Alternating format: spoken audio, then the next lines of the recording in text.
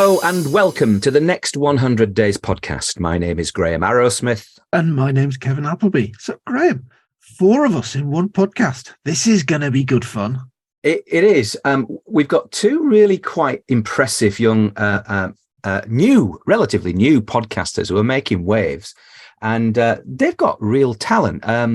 First of all, it's James Bannon, and welcome, James. And also we've got Suraj Tirupati. That's right. Well done. Hey. That was good. You normally muck a name up like that. Well done. Well, I have been practicing a little bit, but to be honest with you, Suraj, is that, I'm going to say, is it Indian or is it? That's an Indian name. Yeah, that's right.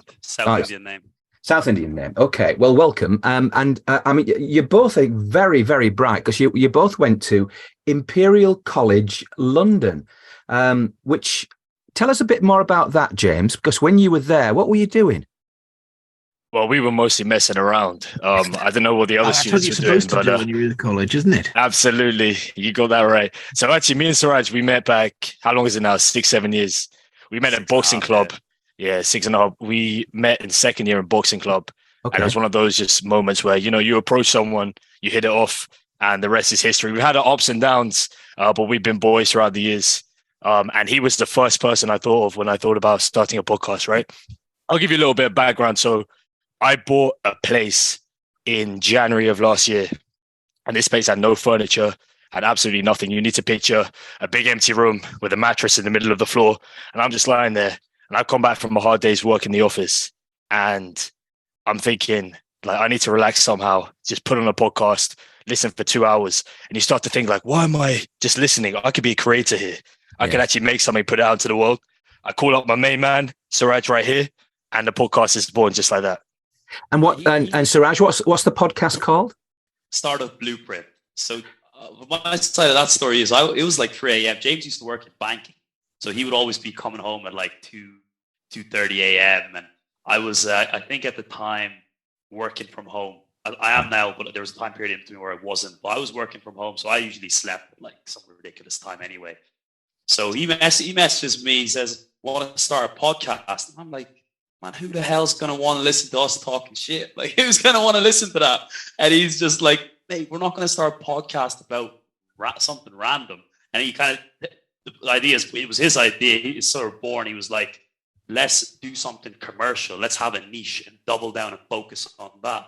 So he's like, he mentions, let's interview entrepreneurs and investors and sort of gain information and share with people, because at the moment, so if you go back to what I just said, right, he was working in banking, coming home at 3 a.m. Now, no sane person on this planet wants to be doing that, working 16, 17 hours a day. James can attest to that, as a lot of people that I know who work in the industry can attest to that, right? So we collectively, James's sort of impetus, identify that there's a huge number of people out there that are working the corporate 9 to 5, or in this case, the 9 to 3 a.m., and are thinking, how can I get out of that? Like, now there's a world of opportunity that's opened up, the internet, and through access to information, access to contacts and connections, that really you can start a business online. You can start a business from your house. So the podcast was kind of born for that audience, people that are looking to break out of a full-time job, do something independently that gives them more fulfillment. And we wanted to target people that are just 2 to 3 steps ahead. So we didn't want to be getting founders who have raised like 80 million in the last 3 years. Do you know what I mean? No, rather someone just started making revenue. And that's how the idea was born, I guess. Well, that's how we've been going. That's a fantastic niche, and one I'm sure we'll be able to talk another time about, because I think it overlaps a little bit with what I'm doing. But we'll talk about that another time. But James, you're quite a fascinating character in your own right. I mean, you said you like boxing. I mean, Kevin and I have never boxed. We have played golf, but and he's a bit of a kind of like, you know what I mean? One of those, like, he's got more skills than me. But which of the boxers came out on top? Were you kind of more or less even, or? Was it you? I gotta say, firstly, Graham. I mean, you should see me play golf. I've got pictures of me at Top Golf. It's like I'm trying to bowl something, or I'm trying to just scrape something off the ground. It's hilarious. We should go out and do that sometime. Yeah. Well, but I've got a chance of winning. Then is that what you're saying? Yeah, absolutely. The only person in the country, but I'm sure you'd beat me. Worse than you, Graham. That's quite novel. Yeah. I would, if I were you, I'd put money on it in advance. Yeah, definitely. No, I definitely would not. No, so boxing wise, who had the upper hand, or was it more or less even? No, I am not the boxer of the two of us. That's very much Suraj. He's the fan here. I was more of a should we say a boxing tourist. So when I was I've always been into fitness since I was about 10 years old. So we're talking like press ups in the bedroom floor. Pull-ups on any door frame I can find, that kind of thing, right? And just been going to the gym for many, many years, decades at this point. I tried out boxing for about 1 or 2 years, and that's where I met Suraj. But he's much more the guy. If you want to speak to anything about using his fist, he's the man. Oh, no, thanks. Oh, maybe you might come in useful if I fall out with a golfer or something like that. But there's a key message here, Graham. Don't mess with Suraj. No, I don't intend to. Mentally, probably, but not physically. Tell us a little bit more about Startup Blueprint, because it's a really good idea, and you kind of dig down into that sort of recent founder and investor sort of area. So you're kind of on both sides. Why should I invest? But also, I'm looking for investment. So what's the best way of getting the other party to help me? So tell us a little bit more about that sort of dynamic. Yeah, so Suraj actually touched on it really well. I think the key thing is you want to listen to the guests that we have on and be inspired. And not only that, but take practical advice, right? So we make sure that a lot of what we put in the podcast is like anyone who's either building an MVP, thinking about starting a business or making a product, can actually look at that and be like, wow, they had nuggets of information in there that I can take today and action. And like, there's 3 or 4 little tips in there where it's like, talking to this type of customer, maybe if I have this certain type of product, I can use this distribution channel and actually use it and action it in real time. So I think another key thing is we made it clear from the start when we kind of set off, we did not want to make this, one of those kind of YouTube mentality hustle type of videos, channels even. We wanted to make sure we kept it very much business focused. And of course, there's a lot of room there. There's a lot of scope for, having a nice conversation, having a bit of banter and jokes. But we wanted to make sure that the main product of what we were making was actionable insights to entrepreneurs. And if they were looking for fundraising, trying to help them get investment. And so you're less next 100 days having banter and a bit of a laugh, and you're more serious. You're more BBC, aren't you? Let's face it.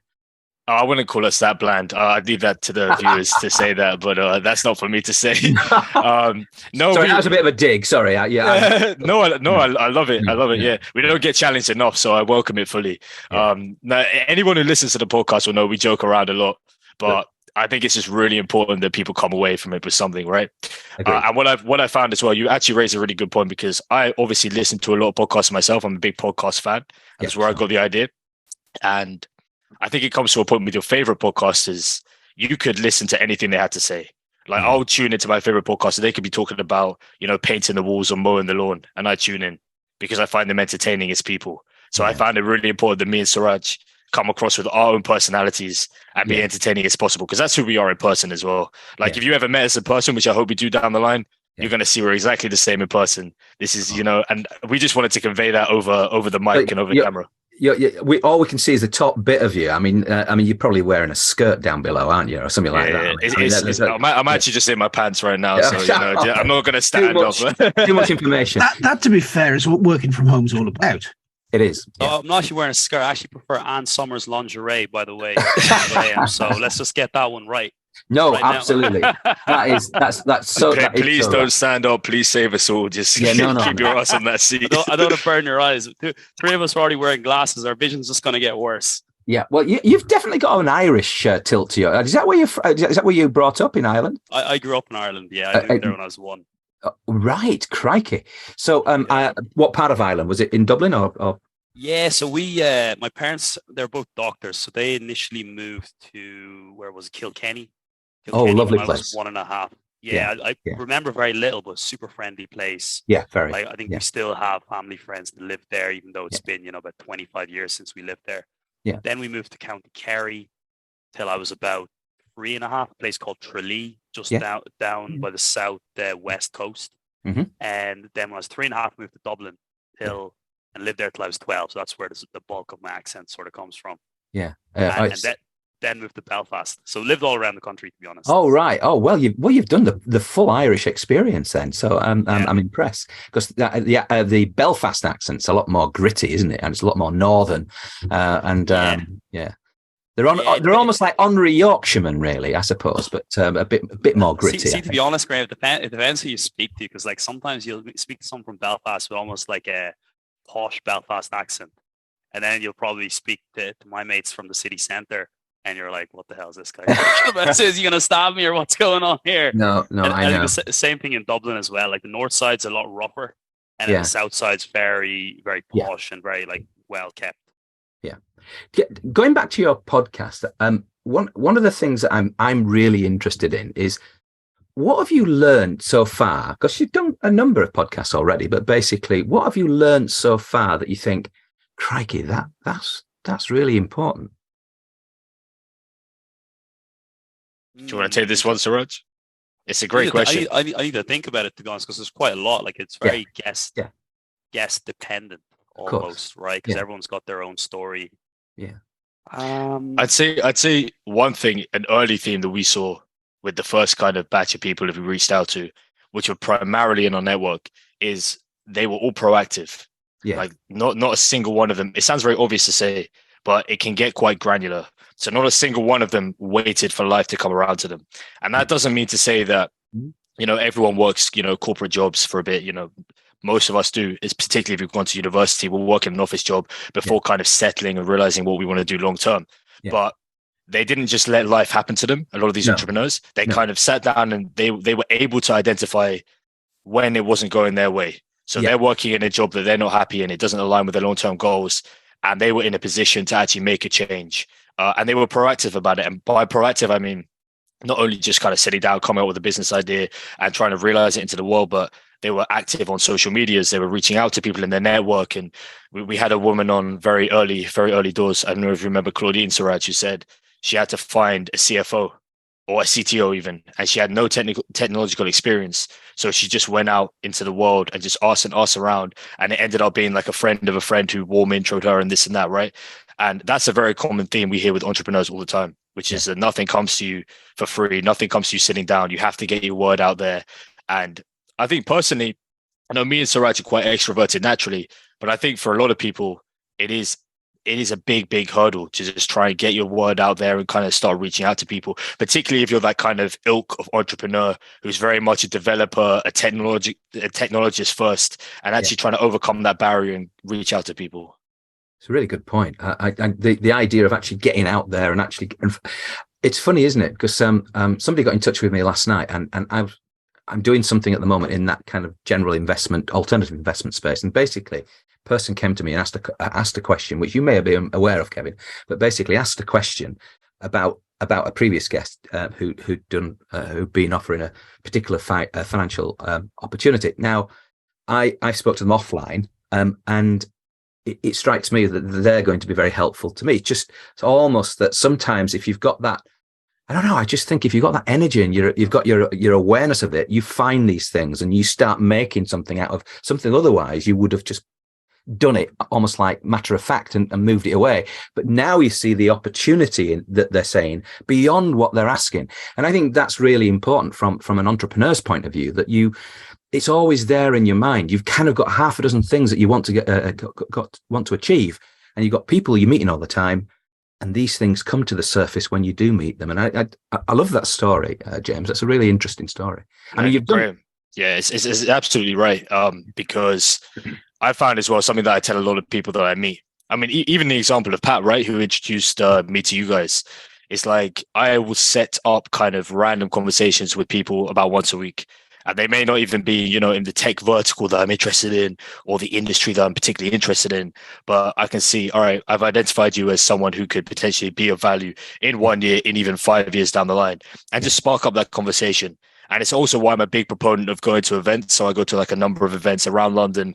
I went to kind of ones in Ireland, Sastock recently as well. I've been to a number of them, aimed at kind of founders and VCs, because you're just getting these kind of random interactions and random conversations from people that aren't inside your network that you'd never otherwise speak to. And you're absolutely right. You learn so much from them, from just these like kind of little interactions that you have, which may not be apparent in the moment, but might come to fruition down the line. So you've got this long list of people that you're going to interview, because I'm on your website and I think I'm up to about 23, which is really good, because you've got over the magic sort of, I think it was about 11, Kevin, that we were told that if you don't do any more than 11, you won't do any more than 11, and it's basically it just evaporates. And sadly, because you host or many people host their podcasts on these sort of hosting websites, I'm not going to pay that anymore, and all that content disappears. And so it's really important to actually, because if you believe in what you're doing, then keep going. And keep improving it as well. But I'm just looking at the most recent that I can see on here, and it's the future of agriculture. Robots. What on earth was that about? It was a 2-hour conversation about asparagus. I'll tell you that. I'll save you a lot of the details. Maybe Suraj, you wanna talk about that one? Yeah, he was. What was the fella's name again? So actually, I met him via a London event called Frontier Deep Tech. It's a fantastic event. Florian Richter. Yeah, Florian Richter. He's CEO of Mighty Machines. So they manufacture these robots in-house that basically overcome labor shortages and help farmers increase their yield by, I think, about up to 20%. So these crazy, I go to his desk at the Frontier of the event, right? Because I see he has a nice stand, nicely set up. A lot of people just kind of walking around the room, but he had like a proper stand, and I'm talking like a big scale model of this really nice looking robot.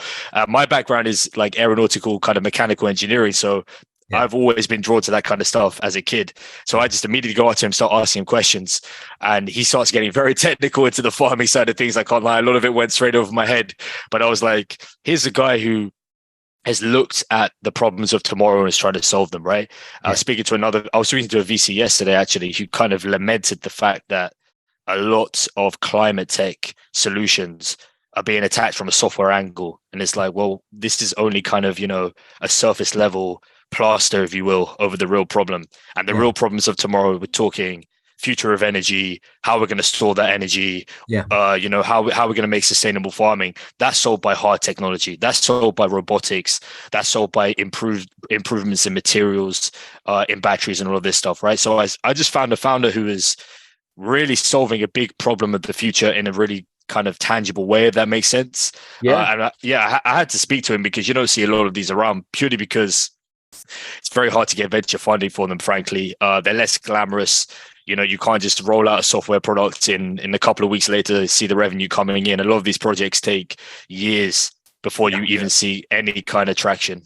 Oh, absolutely. And it sounds, it says here that his aim is to solve farm labor shortages and increase yield with precision harvesting.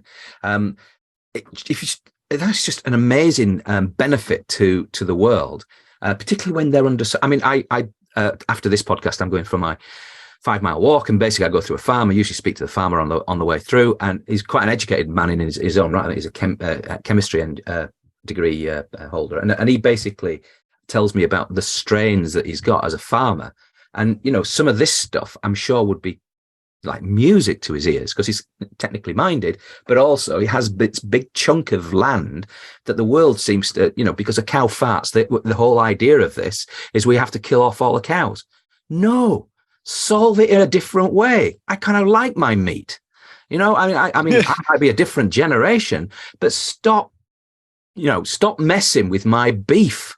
I like it, and it's good protein. But the fact that the cows emitting certain things, don't kill off the cows. I mean, sorry, it's becoming a rant here, but at the end of the day, if this guy can actually improve things in that way, productivity, what can we do about some of the byproducts of farming? No, 100%. Because I was actually reading something this morning about kind of the whole I wouldn't call it a myth, but maybe media misleading you into how dangerous the meat industry actually is. Yeah. Because if you take it to the extreme, then you're kind of making up for the shortfall in calories by more and more of these harmful farming techniques, which involves kind of big dated combine harvesters, big of these crop dusters and all of this, and it ends up putting more out into the atmosphere. I think the biggest problem with the meat industry is probably just kind of the whole processing and the issues with the supply chain. And just a growing demand of the world. So I think there is some kind of balance there. But going back to the Muddy Machines, Florian's company, they're really tackling like big agricultural organizations. So they're talking people, I think, that would spend, upwards of 100 grand on labor a day in the harvest. So I'm not sure about your mate who's a farmer. I don't know how big his land is, but there doesn't seem to be a solution there right now for kind of these individual farmers. They're very much targeting that beachhead of big names in the UK, and then they're going to go out to, I think he said South America was the next target, and other parts of Europe where farm agriculture is still like a significant proportion of the economy. Well, you probably know, living in and working around London, is that if you want a piece of beef, then you go to a South American beef market, particularly Argentinian one, and the finest beef you're probably going to get anywhere. So but that's just you might not eat beef. So that's just an opinion. No, we love our steak. Don't worry about that. We're in the same boat here. You're saying nothing controversial, Graham. I probably am. There'll be effigies of me all around the world. We're gonna get warning signs on the video and all of that, and get banned. And probably, but I don't know the whole. I don't know.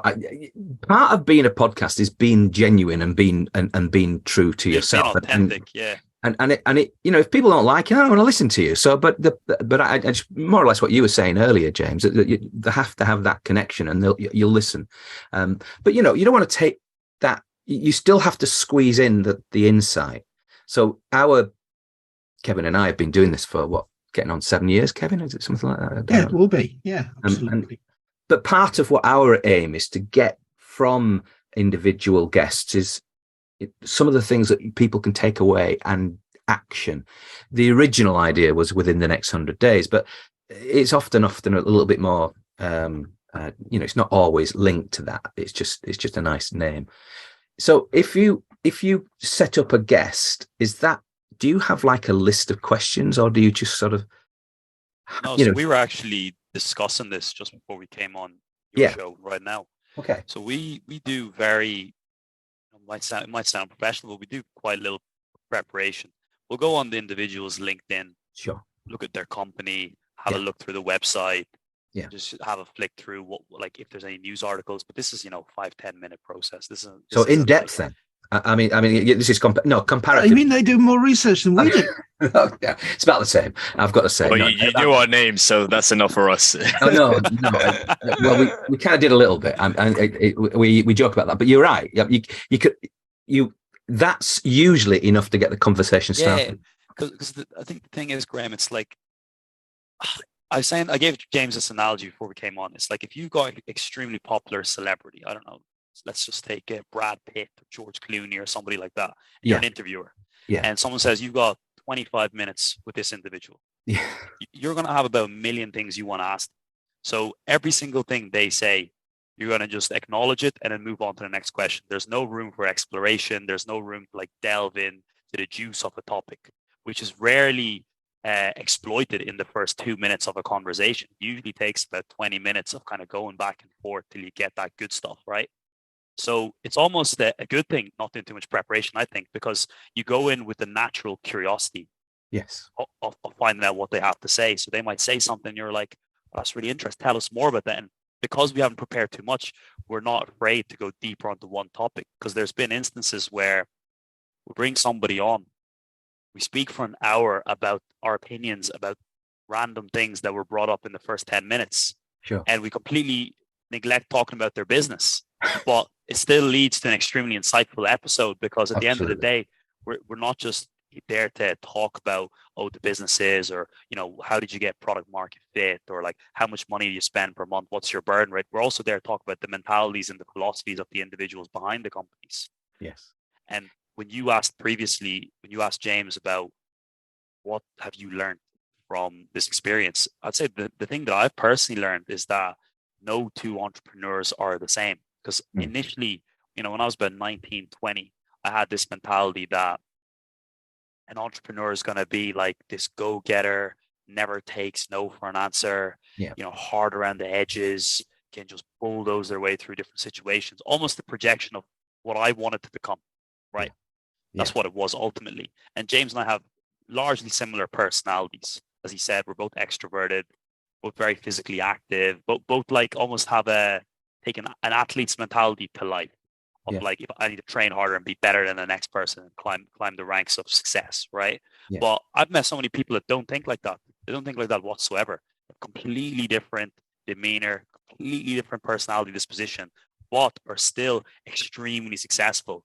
So to me, that was a big reality check of like, when I say you, I mean me. You thought everything was going to be of a certain shape. Everything was going to fit into a certain box, but actually people are surprising you here. So you got to check yourself that not everyone that you might initially in the first 5 minutes think, I probably won't get along with this person. They still might be extremely successful and have a lot to offer the world. Sure. So I think that's what I learned. I love that. I don't know about you, Kevin, but I absolutely, what Suraj has just said is it's a bit like he's been listening to us. Because actually it is our philosophy as well. You haven't been. What I'm trying to get at is that it is a philosophy that actually feeds from somebody's personality, and it's not just about the sort of matter of factness of what they do. For me, it's about the other things that you find out. And going back to your point about, say, George Clooney or whatever, I suspect that Clooney would really appreciate what we do collectively. We'll just talk. And, at the end of the day, in 20 minutes, I know you might want to find, but he's been asked that question or those questions every single interview that he's gone to. But he's probably rarely been asked just his talk for 20 minutes. He'll probably come back or give you longer and kick the next guy because he's enjoying this. And I think that's the difference. Kevin, what do you think? I think that's absolutely true, Graham. And I also look at podcasting, what have we got out of it? And 360 episodes. And we've met a load of interesting people. Except today. I mean, they're fairly average, let's face it. I mean, no. We got to a point that around about 100 episodes, we'd been going for so long, we kind of inherited this right to be able to ask anybody we wanted to come on the podcast. We got... there was no one event that made it happen, but we got to the point that we were authorities. People started asking us to come on the show. Going out looking for guests was no longer that issue. And I remember those afternoons, Graham, when it was, we haven't got a guest this week. What are we're going to turn the microphones on in 15 minutes? What on earth are we going to talk about? And you'll be able to tell those sort of episodes. Actually, the funny thing about those episodes actually is that some of those are some of the best episodes we've done. Ah, well, there you are. That's, I mean, you guys clearly have got it. I love your style. It's nice to see that. And we've been told by other people. We had a guest on who talked about podcasting not too long ago, and he was saying that, it's almost like death if you basically just have 10 questions in a row and you ask the first one and you're not listening. You're just listening to get the gap so you can ask the next question. So you really haven't heard. And the guests must be thinking, "Good God, what's going on here?" Especially since the guest answered most of question 2 while he was answering question 1. So why on earth did you ask question 2? Yeah, that's a good point. Yeah. And so it's disjointed, and they're the ones who don't reach 10 episodes. And the thing is, guys, we actually tried that in the first 4 or 5 episodes, because what happened was we actually started in February 2022, and we recorded 8 episodes largely in person. About 4 of them were in person, 4 of them were on Zoom. And we typically had an agenda. And it was almost like, so I used to work in the VC, and, I would have an agenda. I would have questions that I had to ask and information that I had to gather and give to my manager and directors in the firm. Sure. So we almost approached it like that. So it was like, we talk initially, make some small talk, and then we'd start going in. So like, how do you do your sales? Or how do you do your hiring? How do you think about marketing? How did you build your product? All the area, like almost as if it was a screening interview for a VC. And, the conversations just didn't really feel that natural. And it was almost exactly as you said, like we're almost waiting for them to finish talking. And I'd be messaging James in the Zoom private chat, like, right, we only got 15 minutes left here. We need to ask all these questions. So eventually, I think after we took a slight break and kind of thought, you know what, let's just free flow the conversation from now on. Let's stop trying to force it. It's almost like at the end of that, the original, and it's completely understandable, because right at the beginning, we were crapping ourselves. We genuinely were worried that, you know, voices would be rubbish, and we didn't sort of publish any video or anything. Now we're so old, who cares? I mean, you know, we're not going to be there winning any kind of beauty contests. But the beauty of this is that you learned, you figured it out, and it's completely understandable that you would do that. But in my mind, if I was the one getting interviewed, I'd be saying, I confess, you've got me. And it's a bit like, that's the kind of style that so many people persist in. And I just think they have to give themselves a break, just like you did, and figure out, actually, there's a lot more to human beings than some of the metrics that they might be involved with. Well, it would almost be sinful if we didn't like, it didn't propose that we could be wrong with our initial method, right? And the reason it would be sinful is because at the end of the day, we're interviewing entrepreneurs, founders, and most of them in the early stages pivot their business. So their initial business model or their initial idea, they say, this isn't working, I'm now going to change the business. Like, we recently had a guest, Ahana Banerjee, who's a founder of an app called Clear, which is a skincare routine application. Okay. And she initially was thinking of making a meetings, automated meeting notes company. And she pivoted into skincare in the space of a week, right? Huge pivot. Wow. So we approached Startup Blueprint with the exact same mentality. Like, James and I initially had this conversation where we're like, it might turn out after we do 10 episodes that we don't want to stick with this niche, or we need to go deeper into a specific area. So, you know, we're doing early stage startups.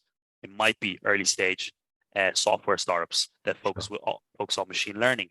It might be hardware startups. It might just be investors. We might have to pivot. So we were very well aware of that. And there was actually a conversation we had. James, when was it? Around September time? I think it was when I came back from Albania, and then we kind of really doubled down. We had this It was about the time that I had just left my corporate job. So it was it was a big couple of months in terms of just reassessing what I and both of us really wanted to do with the kind of next few years and the trajectory we wanted to set ourselves on. But I would add to the point that Suraj is making, all excellent points. And I would say that particularly now when we have, like, you know, 4 of us on a call, a podcast needs to feel like we're just mates in a room, right? We need to feel like we all have just like a beer or a glass of wine next to us, and we're all chatting, shooting the breeze, and just, you know, talking about whatever, and letting the conversation flow, as opposed to just some kind of, as you kind of referenced earlier, some BBC question answer. Oh, we're out of time. Good luck. Bye-bye. That kind of thing. And I would just kind of extend that kind of a metaphor to say, I obviously come from a corporate background, and I've seen those kind of interactions, and a lot of them are quite fake. And I think people have that kind of work personality and this and that, right? It's not controversial to say that. We all know that. And then you get these people outside of work, and they're a whole different person. You're like, where the hell was this for the last 10 hours, right? Yeah. So for me personally, when I jump on any calls, whether that be, you know, with a VC, with a founder, with someone, you know, who I'm just looking to strike up some kind of partnership or business with, I try and treat them like an equal, like a friend, and I try and get along with them and find common ground with them. And just really get that connection going like that. And I think that's essential for business connections and obviously social connections. And it should be reflected whenever you make media like a podcast as well. I think that's a superb philosophy. I compliment you for that, because it really is the essence of podcasting. I Kevin, disagree if you wish, but I think the essence of, part of the reason that I'm sometimes a little bit more, I don't want to call it abrasive, it's just more kind of like direct and provoking fun, if you like, is that it kind of generally builds rapport really quickly. And they realize I'm not being serious. At the end of the day, we're having a chat. So it makes people feel comfortable. And often, and I don't know if you've seen our website, but basically we have a bunch of people saying, what was it like being on the podcast? And they gave us that kind of feedback, and they felt really comfortable from the off. And you end up getting more out of them. Kevin?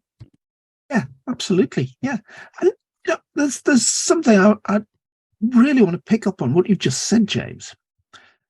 You talk about coming back and doubling down, but around the point that you left your corporate job. Now, Graham and I, we've both come out of corporate backgrounds, and a lot of the themes we've followed on this podcast have been about people's corporate escapes. Okay, Graham and I get together once a week, record a podcast, and then go our separate ways. We've never really tried to monetize this podcast. And we've both got our separate business interests. And okay, the podcast opened a load of doors for both of us, but never actually sat down and monetized. So, James, you left corporate, leaving corporate, the podcast, and the other things you're doing. How does all that fit together? Tell us a little bit about that corporate escape.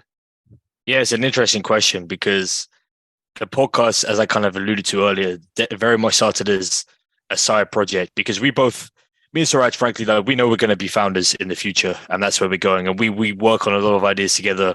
We have stuff brewing in the background right now. And the podcast is this dual benefit of us kind of learning from the best entrepreneurs such that we can take the right path, but also giving them a platform, right? And just expanding the network out. And it's what you said right at the start, Graham.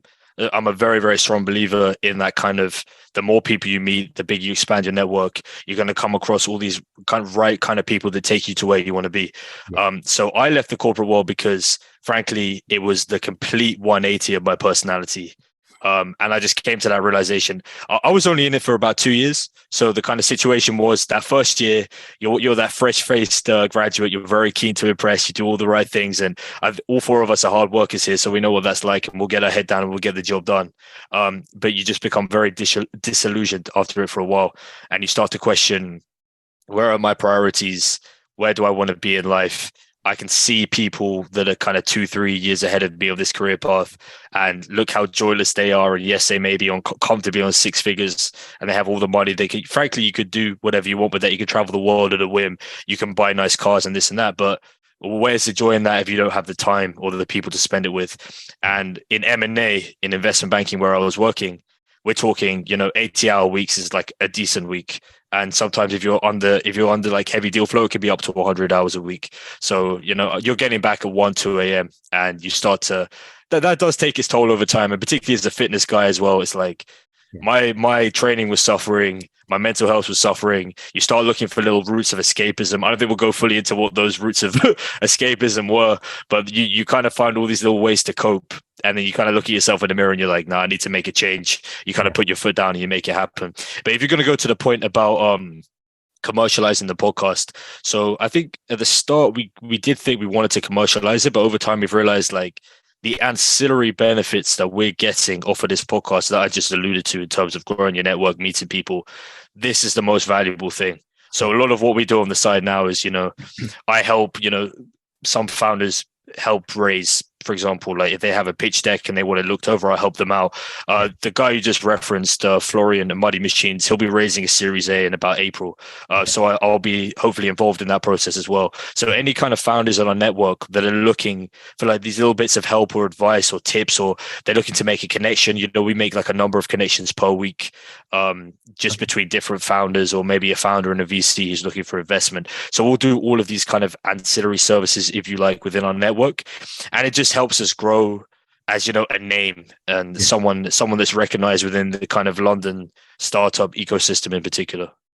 We're from the north. I'm from God's County in Yorkshire, and of course Kevin's a bit further up near Hadrian's Wall. No. God's County, Graham. God's County is Northumberland. But it's clearly demented. But you support a football team that forgot the black stripes. Oh Lord, here we go. It's not with football.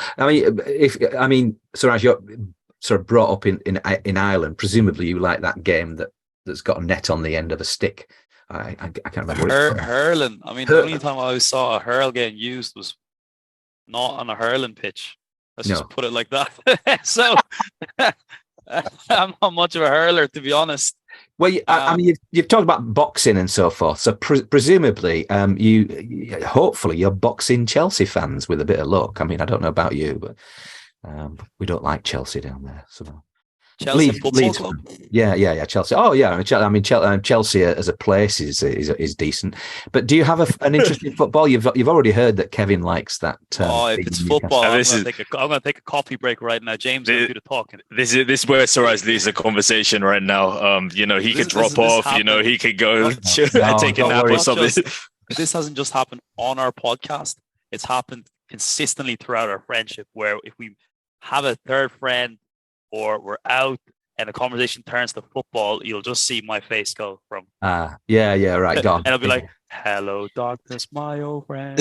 And then this guy, right. So you're not for football, but just very briefly, what's your team then, James, if you have one? I'm United, so you support Newcastle as well. So or Leeds. Is anyone United? Yeah, there is. So we got Newcastle and Leeds right here. Yeah. So looking forward to the final. Looking forward to the final, Kevin. Yeah, 26th. Yes. Yeah. Well, and actually, your real finals happen next week because we play Manchester United twice in a week, isn't it? Both in the Prem. Yeah. So anyway, by and by, we'll move away from football because that's because when you can wake up again, Suraj. When you watch this on YouTube or when you listen to it on the podcast, then Leeds will have won twice within that week. But that's we never know. Right. So that's called character building. I do hope we lose. Yeah, we need a bit of that. Well, hope so. Right. So back to Startup Blueprint. Love what you're trying to do. Love the fact. I love the website's really clear. And you're building subscribers. One of the most important things you can do in any business is build a list. And so from that point of view, if people are attracted to you and you're building a subscriber list, then that makes some sense as well. Has that always been in your thinking? Yeah, it has. Definitely. Yeah, it definitely has, and we've kind of struck up some affiliate partnerships with an accelerator with a good friend of ours, Nathan Beckett, who's runs Founder Suite, and he basically does similar services to what I just said. So we'll kind of send over to him any people that are looking to get their deck brushed up for fundraising and stuff like that. So these are the kind of what Kevin alluded to in terms of kind of commercializing and little avenues there that you. If one of the things you did talk about is tidying up somebody's pitch deck. We've covered that with one or two other people that we've had on the show, but basically, just from your own perspective, can you see recurring issues that people have? Too long, too boring. I mean, is there something about pitch decks that you think, crikey, they're doing it again? What have you learned about pitch decks, James? I'll let Suraj take this one. Yeah. All right. Okay. Sure. Both of you. Yeah. Yeah. So this one is interesting. So when I was actually working at a venture capital firm in London, it was called 24 Haymarket. So I was effective. If you think about the VC, think about it like a funnel. Yeah. It goes out, comes in, right? So you got a lot of companies coming in the top, and you need to screen those to basically siphon away all the ones that just don't meet your firm's criteria. Sure. So they call that the screening stage of the funnel. So I was effectively in charge of that, and I think that year I probably saw around 300 to 400 pitch decks come past me, about 6 or 7 a day. Sometimes, wow. Sometimes it depends on the volume that we had. I mean, COVID hit that year, so that did affect the volume at one point. But common mistakes, I would say, is not detailing the problem well enough. Not using numbers, not having done the proper market research to using the numbers and knowing how to use the numbers, right? So, like, really, if I'm an investor and I'm looking at your deck, like, can you prove to me that there is a problem that's worth solving here? Because if you say something and I'm like, all right, well, it doesn't strike me as a big problem, and it doesn't look like I'm gonna have any chance of 100xing my money here. Like, investors know the chance of you 100xing your money is probably less than %. If you can get it to 2%, then you're probably quite happy. If you get 5%, then you're like, okay, great, because I'll do 20 deals, and one of those companies is going to put me in the green for all the deals that I've done. Yeah. Another one I'd say is so back to the problem, but also the outlining the market. So a lot of people, if they're selling, for example, I don't know, let's just say some kind of agricultural hardware, right? And it's specifically for automating extracting potatoes from the ground, Just Potatoes first thing came to mind with the Irish background. So yeah, yeah, it's of its moment. So, no, I like potatoes, but go on. right. So they might then say their market slide might say, oh, the global agricultural market is 7 trillion. Okay, great. That's great. And I know as an investor, that's not, most of that is not potatoes. That is everything. That is not all potatoes. Sure. And if we can get 0.01% of this market, we will have a unicorn. It's like, what? What? It's like, that makes no sense. Rather, so that's called a top-down market sizing approach, right? It's a top-down approach of estimating your market. Whereas what you actually want to do is go from bottom up, and you go from bottom up from the actual resource that you have at your disposal, right? So if you've got, a deck that's talking about, we've got 4 salespeople, they make 80 calls a week. Out of those 80 calls from our trailing 12-month sales pipeline, we convert 5% into paying customers. So 80 calls a week, 5 of those will become paying customers over the next year, right? It's like, how much is that? That's like 4 customers a week, right? They can consistently pull out those 80 calls. Sure. So then how much are each of those customers worth? Okay, each of those customers are worth about £500, let's say. Yeah. All right, so that's £2,000 revenue that you're proclaiming that you can get per week. Sure. And then you got 52 weeks. Okay, let's say 50 weeks, because they might take some time off for holidays and stuff like that. 2,000 times 50, that's 100K. Yeah. As opposed to being that to an investor unicorn. Looks like you know your business, you know your numbers, and it's empirical as well, right? But if they did that bottom up and then they said, and this comes to 100,000 or whatever, but we were able to scale with these tricks and etc., you'd be far more interested in that.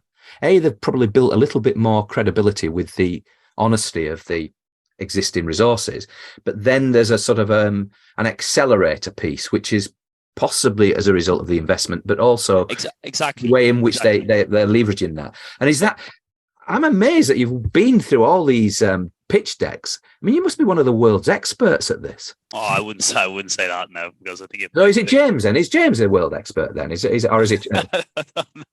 Yeah, call me in a year's time and we'll talk. Yeah, yeah. Fair enough. But I would say to that point as well is what's great when you see great businesses is like we go back to Florian's again, just because it's the top of everyone's mind. Mighty Machines. Sure. He said to us, he started with specifically green asparagus as his kind of beachhead market. But the beauty of his proprietary tech is that his cutting machines within his robots can cut kind of any type of vegetation with very minimal hardware altering, right? Yeah. So they understand the unit economics of their robots such that they can start with the asparagus and turn a profit there. And when they need to scale up, as you've alluded to, over time, they can then go into different types of crops with minimal kind of editing of that. And I think the key point there is the founders that can find a market that's at the moment seems quite small and niche, but has potential to become, 10x that, a much, much bigger market.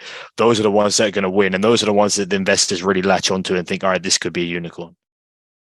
We're virtually out of time, but I don't know about you, Kevin, but these guys, they've got so much knowledge themselves.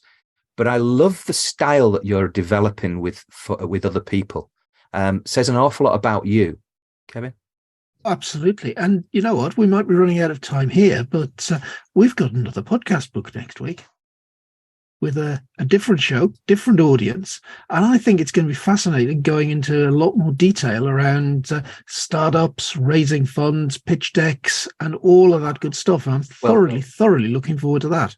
And as that happens, that's going to be great. But for now, the next 100 days podcast, thanks both you, James, and you, Suraj, for being great guests. A lot of entertaining stuff, but also some very helpful stuff as well. So thank you. Pleasure. Thanks a lot, Kevin and Graham. It's been an absolute pleasure. Thanks for having us on. Right.